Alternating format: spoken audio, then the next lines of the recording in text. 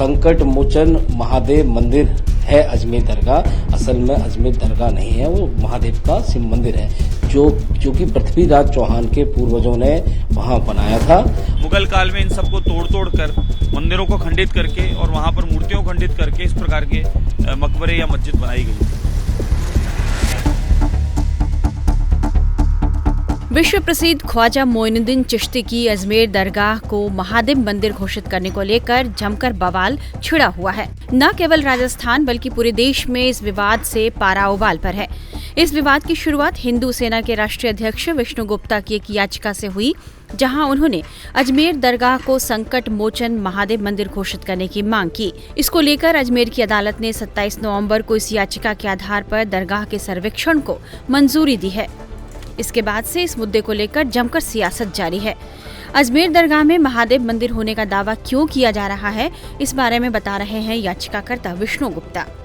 अजमेर की लोकल अदालत में सिविल सूट फाइल हुआ है और उस सूट में हमने सभी साक्ष्य अजमेर दरगाह के रिलेटेड माननीय अदालत को दिए हैं और उसमें हमने साफ लिखा है कि जो संकट मोचन महादेव मंदिर है अजमेर दरगाह, असल में अजमेर दरगाह नहीं है, वो महादेव का शिव मंदिर है जो कि पृथ्वीराज चौहान के पूर्वजों ने वहां बनाया था।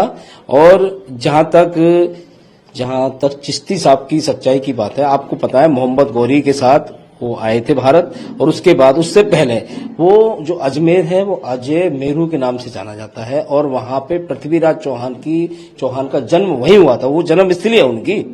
और आप देखिए मोहम्मद गौरी ने आए, कितनी लड़ाइयां लड़ी, कितना हमारा लूटा और उसके बाद जिन्होंने ख्वाजा साहब का निर्माण कराया उस दरगाह का, उन लोगों ने, खिलजी ने विश्वविद्यालय तोड़ा नालंदा और वहां पे एक 2.5 दिन का झोपड़ा है जो 2.5 दिन में मस्जिद बना दी गई, एक वो तैयार किया और वहां पे संस्कृत विद्यालय था वो तोड़ के बना लिया। उसी प्रकार से आप सारा देखिए, ज्ञान वापी देखिए, मथुरा और काशी देखिए कि शिव मंदिरों को तोड़ के वहां पे मस्जिद खड़ी कर दी गई। राम मंदिर आप बाबरी मस्जिद वाला आप देखेंगे तो हमने बहुत सारी चीजें, बहुत सारे साक्ष्य माननीय अदालत को हमने दिए हैं, उनके समक्ष रखे। अदालत ने भी हमसे पूछा क्या क्या साक्ष्य हैं, हमने सब कुछ उनको विस्तार से बताया और समझाया।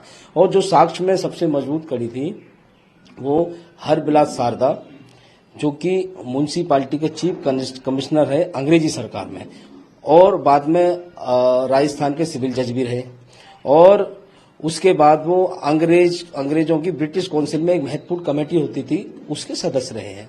तो उनकी बात में बहुत गंभीरता है, उन्होंने विस्तार से अजमेर दरगाह के बारे में बहुत कुछ लिखा है। वहां एक बुलंद दरवाजा है, वो बुलंद दरवाजे पे आप हिंदू कलाकृति, हिंदू नक्काशी और हिंदू संस्कृति ही दर्शाती है, जो कि इस्लामिक पद्धति नहीं है।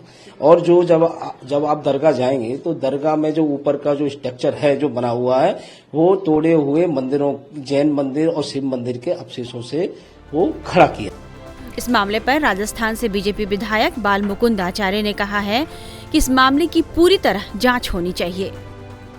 हमारे जितने प्राचीन स्थान थे, धर्मस्थल थे, भले वो दक्षिण भारत में थे या उत्तर भारत में, भारत के विभिन्न कोनों में, उन सभी प्राचीन स्थानों पर मुगल काल में उन प्राचीन स्थानों को, देवस्थानों को, मंदिरों को खंडित करके और वहां पर इस प्रकार के कार्य किए थे। तो आज अगर उनकी जांच होती है तो कहीं ना कहीं उनके भीतर वही अयोध्या राम मंदिर की तरह, काशी विश्वनाथ की तरह, भगवान कृष्ण जन्मभूमि की तरह प्राचीन देवस्थानों के अवशेष मिलेंगे, मूर्तियां मिलेगी या मंदिरों को खंडित करके तोड़कर वहां। तो जांच होनी चाहिए। हम तो न्यायालय में विश्वास करते हैं और राम मंदिर का भी 500 साल इंतजार हमने न्यायालय के आदेश पर ही काम किया। तो अभी भी हम तो न्यायालय पर विश्वास करते हैं। न्यायालय में जो उचित होगा वही हमारे लिए पक्ष में होगा, यानी जो न्यायालय आदेश देगा वो हम पालन करेंगे। इसलिए न्यायालय से जो आएगा उसके हम मान्य हैं, वो बात हमारे लिए सर्वोपरि है। बाकी अगर कहीं ऐसी बात है और कोई जानकारी है और कोई पुराना इतिहास के आधार पर कहीं किसी ने दस्तावेज निकाले हैं तो एक बार जांच होनी चाहिए, क्योंकि मुगल काल में ऐसा हुआ ही था, ये सबको पता है इतिहास को। मुगल काल में इन सबको तोड़ कर मंदिरों को खंडित करके और वहां पर मूर्तियों को खंडित करके इस प्रकार के मकबरे या मस्जिद बनाई गई थी।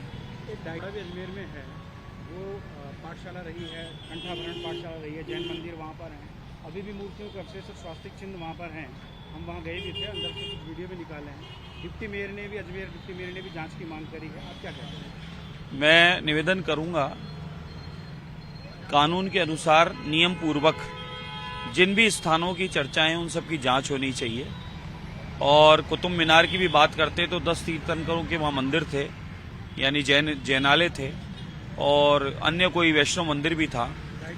तो और 2.5 दिन का झोपड़े की बात अजमेर की, इसके बारे में कई बार ये चर्चाएं आ चुकी है।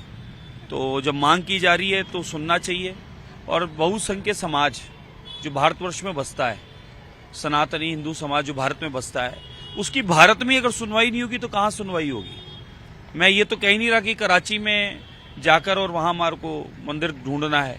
हमारे भारतवर्ष में ही हमारे प्राचीन स्थान है, देवालय हैं, उन्हीं को पुनः जीर्णोद्धार की या उनको पुनः बनाने की मांग हम कर रहे हैं।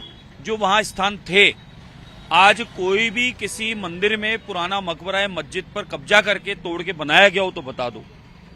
किसी भी मंदिर में कोई भी अवशेष हो तो बता दो।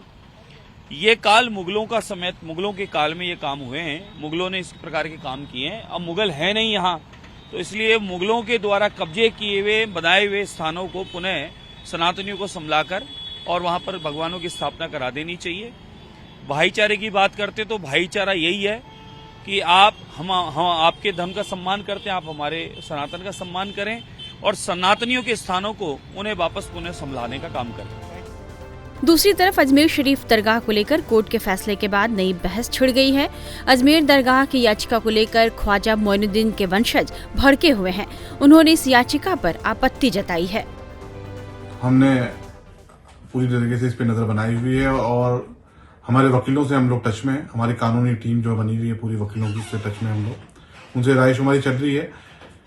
जो भी उनकी एडवाइस होगी उसके तहत ही हम कानूनी प्रक्रिया का उपयोग करेंगे और कानूनी कदम जो भी आगे हमें उठाना होगा उठाएंगे। और पूरी मजबूती के साथ अगर हमें अपनी जरूरत पड़ी इसमें पक्ष रखने की तो हमारा पक्ष रखेंगे। देखिए, सीपीसी का प्रावधान है, न्यायालय में वाद प्रस्तुत किए जाते हैं और न्यायालय उचित समझता है तो उसको सुनवाई हेतु निहित भी करता है और पक्षकारों को नोटिस भी जारी होते हैं।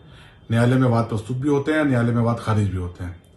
एक ये न्यायिक प्रक्रिया है, लोग बाग किसी को भी न्यायालय में जाने का अधिकार है। एक ये बात डिफरेंट है, इस पे ज्यादा बोलना मेरा उचित नहीं है, लेकिन इससे हटके मैं अपनी बात रखना चाहूंगा कि जो एक नई परिपाटी देश में पैदा कर दी गई है, बनाई जा रही है, कि आए दिन देखने में आ रहा है कि कभी किसी मस्जिद पे मंदिर का क्लेम किया जा रहा है, कभी किसी दरगाह पे मंदिर का क्लेम किया जा रहा है। ये हमारे समाज के हित में नहीं है, देश के, ये हमारे देश के हित में नहीं है। आज भारत ग्लोबल शक्ति बनने जा रहा है। हम कब तक मंदिर और मस्जिद के विवाद में उलझे रहेंगे? हम हमारे आने वाली जनरेशन को क्या मंदिर और मस्जिद के विवाद देके जाएंगे? ये जो चीप पब्लिसिटी पाने के चक्कर में, ये जो जल्दबाजी में गैर जिम्मेदाराना कदम उठा रहे हैं लोग बाग और ऐसी हरकतें करते हैं जिससे लाखों करोड़ों लोगों की आस्था को ठेस पहुंचती है। जहां तक अजमेर दरगाह का सवाल है, अजमेर दरगाह से हिंदुस्तान ही नहीं पूरी दुनिया का मुसलमान, हिंदू, सिख, ईसाई सब जुड़े हुए हैं। सबकी आस्था इस दरगाह से जुड़ी हुई है। अजमेर का इतिहास 850 साल का इतिहास है। ख्वाजा साहब, ख्वाजा मोइनुद्दीन चिश्ती रहमतुल्लाह अलैह जो आले नबी औलाद अली हैं, वो 1135 में 1195 में हिंदुस्तान में तशरीफ लाए और 1236 में आपका विसाल हुआ। उसके बाद से ये दरगाह आज तक यहाँ कायम है। इन 850 सालों के अंदर तमाम मजहब के राजा रजवाड़े, मुगल, ब्रिटिश शासक यहाँ आके गुजरे। यहाँ पर आप देखेंगे क्वीन विक्टोरिया का भी हौज है। तो सबकी आस्था इस दरगाह से जुड़ी रही और सबने अपने अपने दौर में अपने अपने तरीके से अकीदत का नजराना इस बारगाह पे पेश किया है। सबकी अकीदत इस बारगाह से जुड़ी हुई थी। आज गुम्बद मुबारक के अंदर जो चांदी का कटहरा आप देखेंगे जो जयपुर महाराज का चढ़ाया हुआ है, ऐसे ही हर राजा रजवाड़े ने, हर बादशाहों ने अपने दौर में यहाँ पर इनामात पेश किए हैं, अपने अपने अकीदत का नजराना पेश किया है। ये बारगाह हमेशा मोहब्बत अमन का पैगाम देती है। गंगा जमनी तहजीब का गहवारा है। यहाँ पर ऐसा नापाक सोच रखना और इसके बारे में ऐसी बात करना, ये उन तमाम दुनिया के लाखों करोड़ लोग जो आस्था जुड़ी हुई है उनकी आस्था को ठेस है। ये समाज को बांटने का काम किया गया है, ये देश को तोड़ने का काम किया जा रहा है। मैं हाल ही में जो घटना हुई है अभी रिसेंटली आप देखें संभल के अंदर, मैं उसकी भी सख्त अल्फाज में मजम्मत करता हूँ। 4-5 बच्चे वहां शहीद हुए। आखिर कब तक ऐसे नींद में सूट के लोग आ जाते हैं और आए दिन नए नए क्लेम करते हैं? मैं भारत सरकार से अपील करता हूं कि इस मामले में इंटरवेन करें और क्या तो नया कानून लाया जाए या कोई गाइडलाइन जारी की जाए कि इस तरीके के धार्मिक स्थलों पे किसी प्रकार की उंगली ना उठे और ना ही इनके नेचर को चेंज करने की बात की जाए और ना ही इस पे सवालात किए जाए। देखिए, जो 100-150 साल पहले मुकदमे जो थे चल रहे हैं धार्मिक स्थलों को लेकर के, 47 से पहले के जो मुकदमे चल रहे हैं, उनमें जो न्यायालय का निर्णय आता है उसका सबको सम्मान करना चाहिए और सबने करा भी है। उन विवादों को छोड़ें, लेकिन नए विवाद तो उत्पन्न ना करें। हालांकि इन बयानों की परवाह किए बगैर अजमेर शरीफ को हिंदू मंदिर बताने का दावा करने वाले हिंदू सेना के अध्यक्ष विष्णु गुप्ता अपने वकील के साथ अगली सुनवाई की तैयारी में जुटे हुए हैं।